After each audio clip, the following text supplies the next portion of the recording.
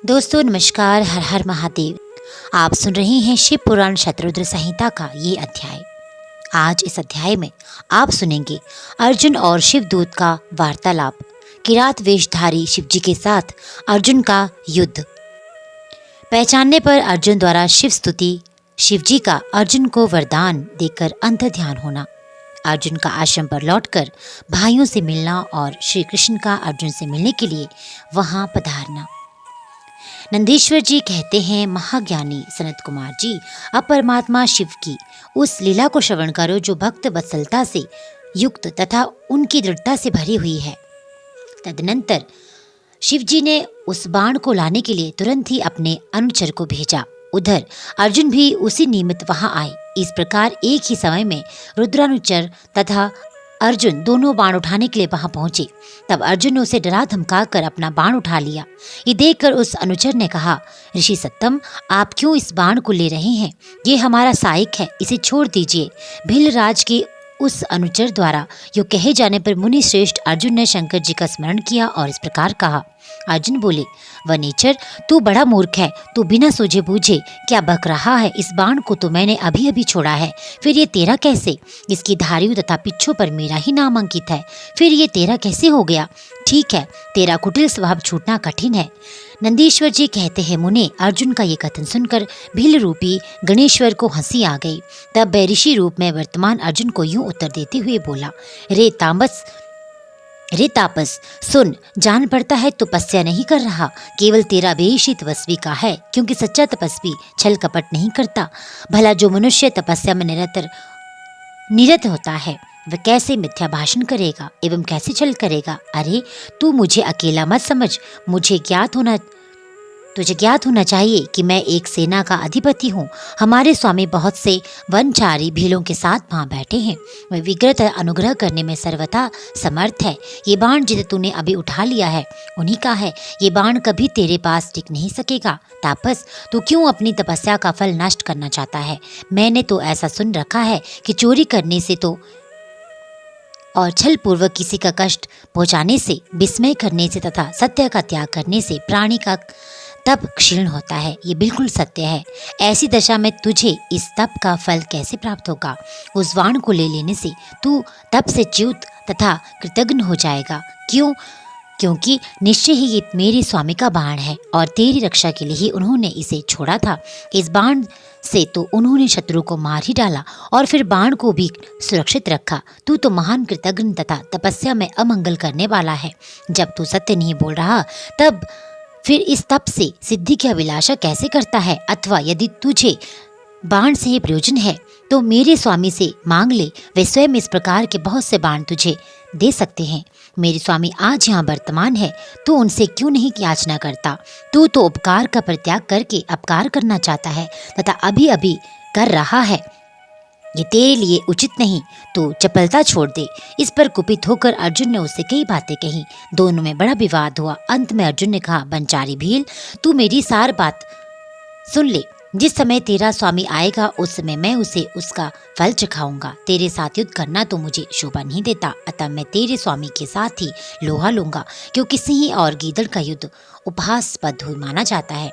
भील, तूने मेरी बात तो सुन ली है, अब तू मेरे महान बल को भी देखेगा। जा, अपने स्वामी के पास लौट जा, अथवा जैसी तेरी इच्छा हो वैसा कर। नंदीश्वर जी कहते हैं, मुने, अर्जुन के योग कहने पर वह भील जहाँ शिव अवतार सेनापति किरात विराजमान थे वहां गया और उन भीलराज से अर्जुन का सारा वचन विस्तार पूर्वक कह सुनाया। उसकी बात सुनकर उन किरात वेश वर को महान हर्ष हुआ। तब भील रूपधारी भगवान शंकर अपनी सेना के साथ वहां गए। उधर पांडुपुत्र अर्जुन ने भी जब किरात की उस सेना को देखा तब वे भी धनुष बाण ले सामने आकर डट गए। तदनंतर किरात ने पुनः उस दूत को भेजा और उसके द्वारा भरतवंशी महात्मा अर्जुन यों कहलवाया। किरात ने कहा, तपस्विन, तनिक इस सेना की ओर तो दृष्टिपात करो। अरे अब तुम बाण छोड़कर जल्दी भाग जाओ। क्यों? तुम इस समय एक सामान्य काम के लिए प्राण गंवाना चाहते हो। तुम्हारे भाई दुख से पीड़ित है, स्त्री तो उनसे भी बढ़कर दुखी है। मेरा तो ऐसा विचार है कि ऐसा करने से पृथ्वी भी तुम्हारे हाथ से चली जाएगी। नंदीश्वर जी कहते हैं, मुने, जब अर्जुन की सब तरह से रक्षा करने के लिए किरात रूपधारी परमेश्वर शंभु ने उनकी भक्ति की दृढ़ता की परीक्षा के निमित्त ऐसी बात कही। तब वह शिवदूत उसी समय अर्जुन के पास पहुंचा और उसने वह सारा वृतांत उनसे विस्तार पूर्वक कह सुनाया। उसकी बात सुनकर अर्जुन ने उस समागत दूत से पुनः कहा, दूत, तुम जाकर अपने सेनापति से कहो कि तुम्हारे कथन अनुसार करने से सारी बातें विपरीत हो जाएंगी। यदि मैं तुम्हें अपना बाण दे देता हूँ तो निसंदेह मैं अपने कुल को दूषित करने वाला सिद्ध होऊंगा। इसलिए भले ही मेरे भाई दुखार्थ हो जाए तथा मेरी सारी विद्या निष्फल हो जाए, परंतु तुम आओ तो सही। मैंने ऐसा कभी नहीं सुना है कि कहीं सिंह गीदड़ से डर कर भाग गया हो। इसी प्रकार राजा क्षत्रिय कभी भी वनेचर से भयभीत नहीं हो सकता। नंदीश्वर जी कहते हैं, मुने, अर्जुन के यूं कहने पर वह दूत पुनः अपने स्वामी के पास लौट गया और उसने अर्जुन की कही हुई सारी बातें उनके सामने विशेष रूप से निवेदन कर दी। उन्हें सुनकर किरात वेशधारी सेनानायक महादेव जी अपनी सेना के साथ अर्जुन के सम्मुख गए। उन्हें आया हुआ देखकर अर्जुन ने शिव जी का ध्यान किया, फिर निकट जाकर उनके साथ अत्यंत भीषण संग्राम छेड़ दिया। इस प्रकार गणों सहित महादेव जी के साथ अर्जुन का घोर युद्ध हुआ। अंत में अर्जुन ने शिव जी के चरण कमल का ध्यान किया। उनका ध्यान करने से अर्जुन का बल बढ़ गया। तब वे शंकर जी के दोनों पैर पकड़कर उन्हें घुमाने लगे। उस समय भक्त वत्सल महादेव जी हंस रहे थे। मुने, भक्त पराधीन होने के कारण वे अर्जुन को अपनी दास्तान प्रदान करना चाहते थे, इसलिए उन्होंने ऐसी लीला रची थी, अन्यथा ऐसा होना सर्वथा असंभव था। तत्पश्चात शंकर जी ने भक्त परवशता के कारण मुस्कुराकर अपनी बात सौम्य एवं अद्भुत रूप सहसा प्रकट कर दिया। पुरुषोत्तम शिव जी का जो स्वरूप वेदों, शास्त्रों, पुराणों में वर्णित है तथा व्यास जी ने अर्जुन को ध्यान करने के लिए जिस सर्व सिद्धिदाता रूप का उपदेश दिया था, शिव जी ने वही रूप दिखाया। तब ध्यान द्वारा प्राप्त होने वाले शिव जी के उस सुंदर रूप को देखकर अर्जुन को महान विस्मय हुआ। फिर वे लज्जित होकर स्वयं पश्चाताप करने लगे। अहो, जिनको मैंने प्रमुख रूप से वर्ण किया है वे त्रिलोकी के अधीश्वर कल्याणकर्ता साक्षात स्वयं शिव तो यही हैं। हाय, इस समय मैंने ये क्या कर डाला। अहो, भगवान शिव की माया बड़ी बलवती है, ये बड़े बड़े मायावियों को भी मोह में डाल देती है। फिर मेरी तो बिरसात ही क्या है। उन्हीं प्रभु ने अपने रूप को छिपा कर ये कौन सी लीला रची है। मैं तो उनके द्वारा चला गया। इस प्रकार अपनी बुद्धि से भली भांति विचार करके अर्जुन ने प्रेम पूर्वक हाथ जोड़कर एवं मस्तक झुकाकर भगवान शिव को प्रणाम किया। फिर खिन्न मन से यूं कहा। अर्जुन बोले, देवादिदेव महादेव, आप तो बड़े कृपालु तथा भक्तों के कल्याण करता हैं। सर्वेश, आपको मेरा अपराध क्षमा कर देना चाहिए। इस समय आपने अपने रूप को छिपा कर ये कौन सा खेल किया है। आपने तो मुझे छल लिया। प्रभु, आप स्वामी के साथ युद्ध करने वाले मुझको धिक्कार है। नंदीश्वर जी कहते हैं, मुने, इस प्रकार पांडुपुत्र अर्जुन को महान पश्चाताप हुआ। तत्पश्चात वे शीघ्र ही महाप्रभु शिव जी के चरणों में लौट गए। ये देखकर भक्त वत्सल महेश्वर का चित्त प्रसन्न हो गया। तब वे अर्जुन को अनेकों प्रकार के आश्वासन देकर यूं बोले। शंकर जी ने कहा, पार्थ, तुम तो मेरे परम भक्त हो, अतः खेद न करो। ये तो मैंने आज तुम्हारी परीक्षा लेने के लिए ऐसी लीला रची थी, इसलिए तुम शोक को त्याग कर दो। नंदीश्वर जी कहते हैं, मुने, यूं कहकर भगवान शिव ने अपने दोनों हाथों से पकड़कर अर्जुन को उठा लिया और अपने तथा गणों के समक्ष उनकी लाज का निवारण किया। फिर भक्त वत्सल भगवान शंकर वीरों में मान्य पांडुपुत्र अर्जुन को सब तरह से हर्ष प्रदान करते हुए प्रेम पूर्वक बोले। शिव जी ने कहा, पांडवों में श्रेष्ठ अर्जुन, मैं तुम पर परम प्रसन्न हूँ, अतः अब तुम वर मांगो। इस समय तुमने जो मुझ पर प्रहार एवं आघात किया है उसे मैंने अपनी पूजा मान लिया है। साथ ही ये सब तो मैंने अपनी इच्छा से काम किया है, इसमें तुम्हारा अपराध ही क्या है। अतः तुम्हारी जो लालसा हो मांग लो, क्योंकि मेरे पास कोई भी ऐसी वस्तु नहीं है जो तुम्हारे लिए अदेय हो। ये जो कुछ हुआ है वह शत्रु में तुम्हारे यश और राज्य की स्थापना की इच्छा से हुआ है। तुम्हें इसका दुख नहीं मानना चाहिए। अब तुम अपनी सारी घबराहट छोड़ दो।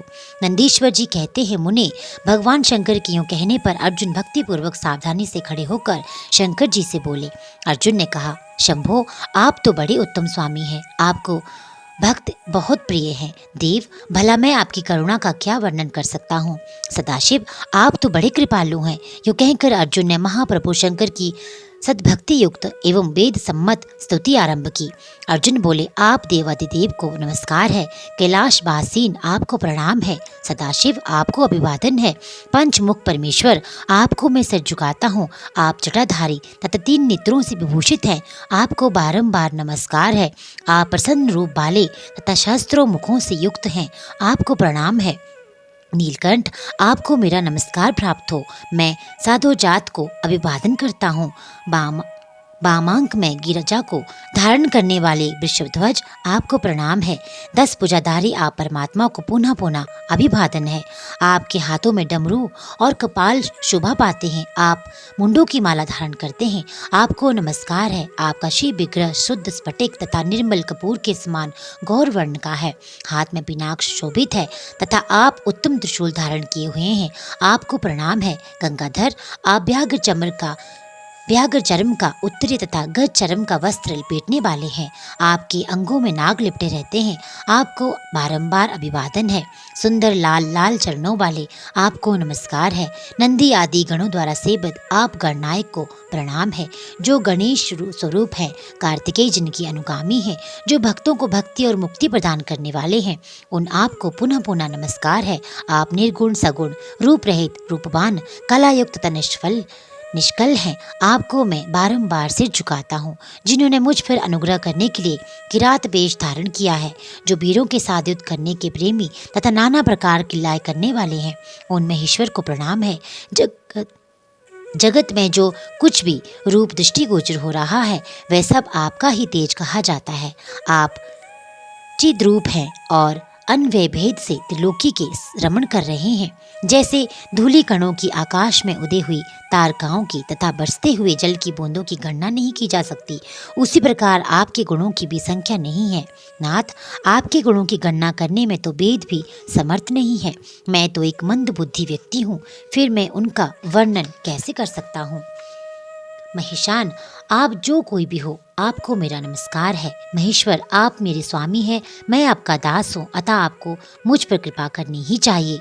नंदीश्वर कहते हैं, मुने, अर्जुन द्वारा किए गए स्तवन को सुनकर भगवान शंकर का मन परम प्रसन्न हो गया। तब वे हंसते हुए पुनः अर्जुन से बोले।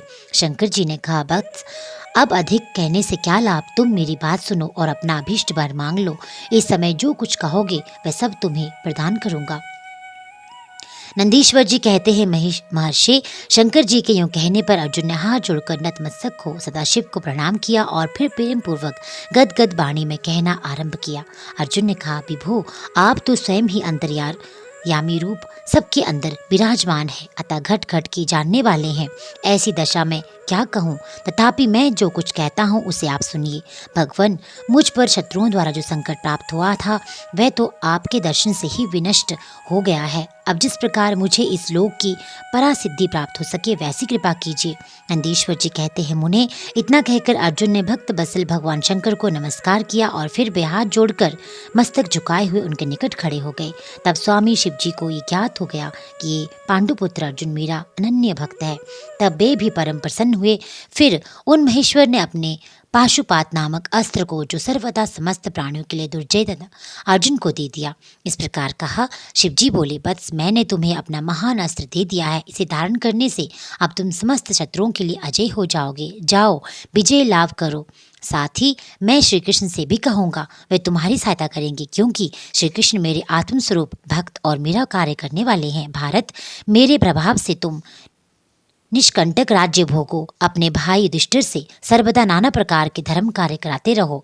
नंदीश्वर जी कहते हैं, मुने, यूँ कहकर शंकर जी ने अर्जुन के मस्तक पर अपना कर कमल रख दिया और अर्जुन द्वारा पूजित हो वे शीघ्र ही अंतर्ध्यान हो गए।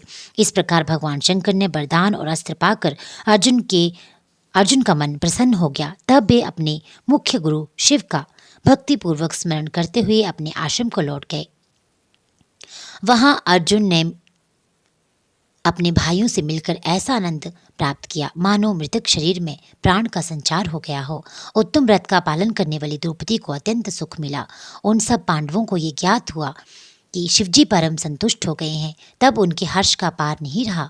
उन्हें उस संपूर्ण वृतांत के सुनने से तृप्ति ही नहीं होती थी। इस समय उस आश्रम में महामनस्वी पांडवों का भला करने के लिए चंदन युक्त पुष्पों की वृष्टि होने लगी। तब उन्होंने हर्षपूर्वक संपत्ति दाता तथा कल्याणकर्ता शिव को नमस्कार किया और 13 वर्ष की अवधि को समाप्त हुई। जानकर ये निश्चय किया कि अवश्य ही हमारी विजय होगी। इसी अवसर पर जब श्री कृष्ण को पता चला कि अर्जुन लौट कर आ गए हैं, तब ये समाचार सुनकर उन्हें बड़ा सुख हुआ और वे अर्जुन से मिलने के लिए वहां पधारे तथा कहने लगे कि इसलिए मैंने कहा कहा था कि शंकर जी संपूर्ण कष्टों का विनाश करने वाले हैं। मैं नित्य उनकी सेवा करता हूँ, अतः आप लोग भी उनकी सेवा करें। मुने, इस प्रकार मैंने शंकर जी के किरात नामक अवतार का वर्णन किया। जो इसे सुनता अथवा दूसरों को सुनाता है, उनकी सारी कामनाएं पूर्ण हो जाती हैं। तो दोस्तों, ये अध्याय यहीं पे संपन्न होता है। आने वाले अध्यायों में आप सुनेंगे शिव जी के द्वादश ज्योतिर्लिंगों का, उनके अवतारों का सविस्तार वर्णन। दोस्तों, अगर आप इस चैनल में पहली बार जुड़े हैं, वीडियो को पहली बार सुन रहे हैं, तो चैनल को लाइक सब्सक्राइब करने के साथ साथ बेल आइकन को भी दबा दीजिएगा, ताकि आने वाली वीडियोस की नोटिफिकेशन आपको मिलती रहे। साथ ही साथ इस वीडियो को अधिक से अधिक शेयर करना भी बिल्कुल ना भूलिएगा।